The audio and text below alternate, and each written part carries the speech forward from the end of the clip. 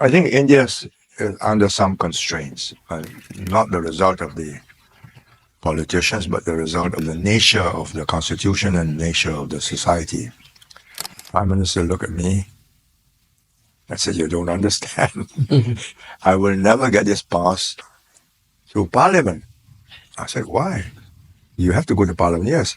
He said, "All this requires an amendment in the legislation, in the Constitution, and that requires a two-thirds majority or some in the central government and in the states. We'll never get it passed." Lee Kuan Yew was the first Prime Minister of Singapore and led the country from 1959 to 1990. He played a major role in transforming Singapore into a modern and successful economy. Watch as he discusses the major challenges India must overcome to achieve progress. Trust me, his insight is definitely eye-opening. Please identify yourself, yes. My name is Anu Singh, and I'm also a student at the Lee Kuan Yew School, originally from India. 5 years ago at the founding dinner, you had predicted great things for China and India and cited to India's secular democracy as key to its future success. 5 years on, I just wanted to ask your opinion on how well you think India's government is doing in separating religion and politics. And perhaps what advice could you give to India's new breed of leaders? I think all the governments want your advice. It's nearly as sensitive and difficult a question as the last one. But I'll give you my experience of India. I think despite all the failings, highly bureaucratic, red tape, inefficient linkages between central and state governments, unwieldy coalitions in the center and unwieldy coalitions in the states, the progress is made is quite remarkable. I mean, 6, 7, 8% growth. Once Manmohan Singh and Chidambaram opened up in the 90s after the IMF said, "You've got to open up." I think India is under some constraints, not the result of the politicians, but the result of the nature of the constitution and nature of the society. China is homogeneous, 90% Han. So when the president stands up and the TV is on, more than 90% understanding because the minorities are also learning Chinese, Putonghua. So given those constraints, it's done well. Any Indian leader speaking in any language at one time doesn't reach more than, say, 40%. You speak in Hindi, you might get the Hindi no. You speak in English, you get the upper classes throughout the country, maybe 30%. You speak in Tamil, you get 70 million in Tamil Nadu, and you speak in Malayalam, I don't know how many, 40 million. So that is an enormous diversity, which makes it difficult to get the same policies through.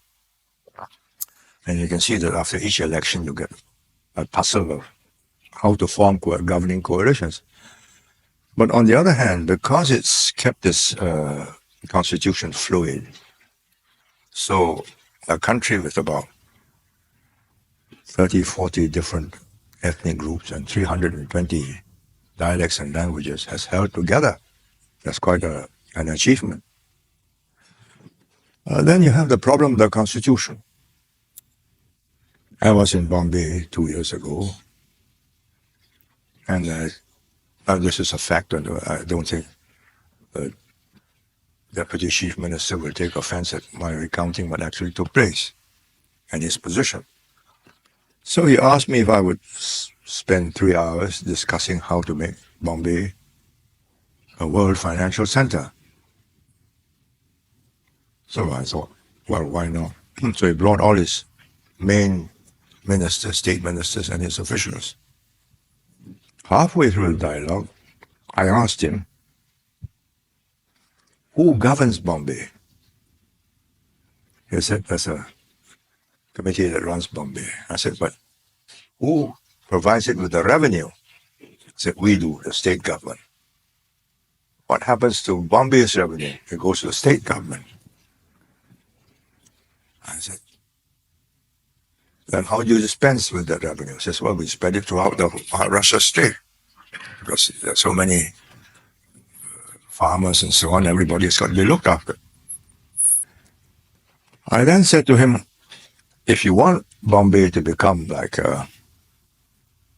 Shanghai, Pudong, then you make it a self-governing unit, which the Chinese have done in Shanghai, in Tianjin, in Chongqing, and a few other cities recently.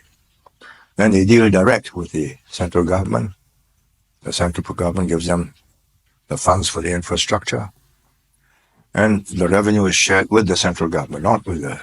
Shanghai doesn't share revenue with either Jiangsu or Zhejiang or any of the neighboring states. It shares it with the central government. And the central government has invested enormous sums of money to make it the dragon head that goes up the Yangtze River right up to the Tibetan mountains. And there was a period when you had empty building blocks, but it doesn't matter. I mean, the central government has decided this is going to be a great international center, and they set out to make it one, and now it is one. So I said, do that. He looked at me and says, what will happen to my farmers? I said, you just got to deal with the central government. He says, no, the central government won't give me anything more. So the discussion ended there. So I said, well, then how do you solve this airport, which is not world class?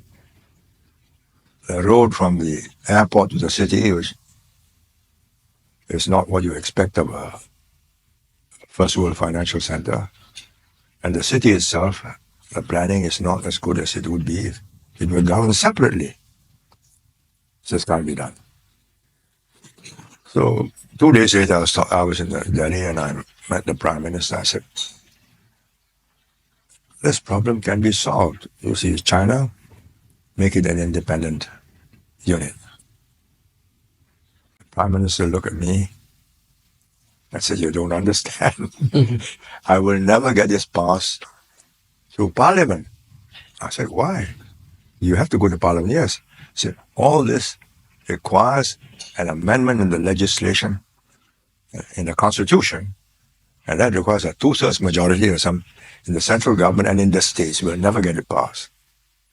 So Bombay will always be at the mercy of the Maharashtra government, and the Maharashtra government, quite wisely, takes its revenue and gives it to the farmers because they are the people who voted them in. So until you break that chain, how do you break the chain? Thank you.